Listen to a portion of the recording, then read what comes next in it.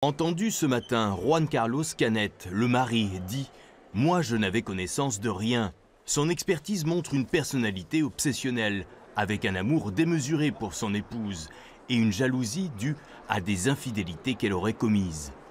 Il n'a jamais réussi à surmonter ces infidélités de son épouse et même des années, il explique qu'elles sont revenues le hanter.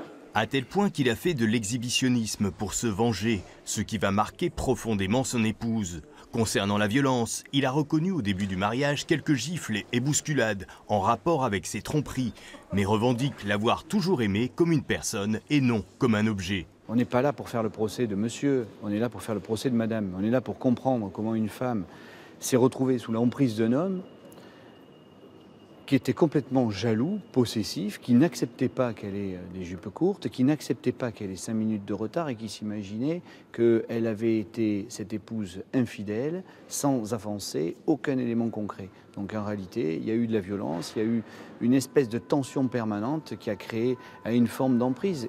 2 épisodes ont pourtant interpellé le mari. Un été, alors qu'il fumait dehors, il a cru entendre des cris de bébé qui s'éloignaient. Par ailleurs, son épouse pudique cachait son embonpoint par des t-shirts amples. Elle lui parlait de ballonnement.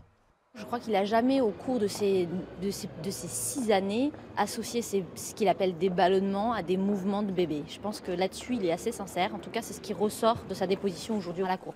Cet après-midi, les 2 filles de Ramona et Hernandez ont apporté à la barre leur soutien à leur mère. Aucune colère envers elle. C'est une mère parfaite, ont-elles lâché dans un sanglot.